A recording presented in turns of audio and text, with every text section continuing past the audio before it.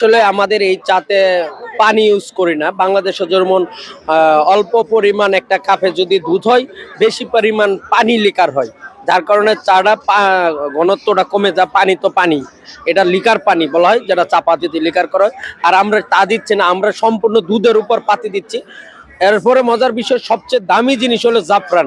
আমরা এই জাফরানটা এখানে ইউজ করছি, এবং পেস্তা বাদাম সবচেয়ে খাদ্য তালিকা দামি জিনিস পেস্তা বাদাম।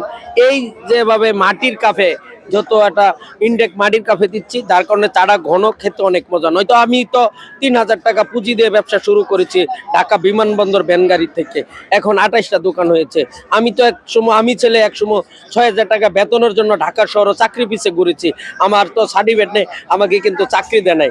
আমি আজকে ১২ থেকে ২৮,০০০ টাকা বেতনে চাকরি দিচ্ছে। আমি শুধু একা নয়, এখানে ৮২ জন কর্মচারী করেছি।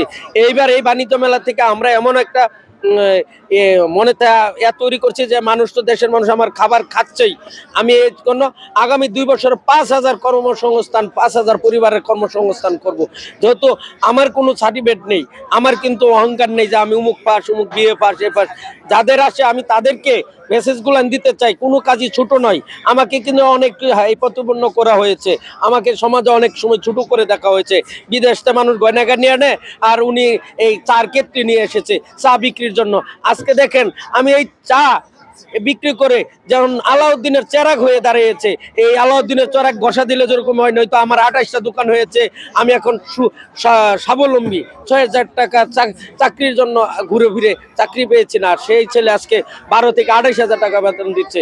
আগামীতে আমরা আরো বেতনে বৃদ্ধি করব, লোকও বৃদ্ধি করব। আমরা কক্সবাজার লাবণী বিচে রয়েছে, এবং ঢাকা মিরপুর ২-এ রয়েছে, চিটাগাং কাজিরদিরি ১৬ শহর নাসিরাবাদ রয়েছে, এবং সিলেটের জিন্দাবাজার রয়েছে, রিকাবি বাজার রয়েছে। এভাবে ২৮টা দোকান করেছি। আসলেও আমাকে পাওয়া বলতে অনেক প্রোগ্রাম হয়, যা বিভিন্ন বড় বড় প্রোগ্রাম অনুষ্ঠানে তাৎক্ষণিক ডাক যায়। ম্যানেজমেন্টের জন্য যে কোনো দোকানে ডাক করে আমার যেতে হয়, বিভিন্ন জায়গায় আমার চলে যেতে হয়, কিন্তু কোনো জায়গায় বসে সময় দেবো। তারপরেও ঢাকা মিরপুরে আমি একটু সময় বেশি ব্যয় করি। তাছাড়া কক্সবাজার সবাই বিনোদন নিতে চায়, এই জন্য কক্সবাজার লাবণী বিচে ভালো একটা পরিবেশ, যেহেতু সাগর পার, ওখানে ছুটে যাই। এছাড়া আমরা ঘরে বসে মেনটেন্স করি দোকানগুলো, কেমনে কেমনে কি ব্যবসা হচ্ছে, আজকে কি বিক্রি হচ্ছে, খাবারের মান ভালো হচ্ছে কিনা, এই বিষয়গুলো আমরা তদারকি করি।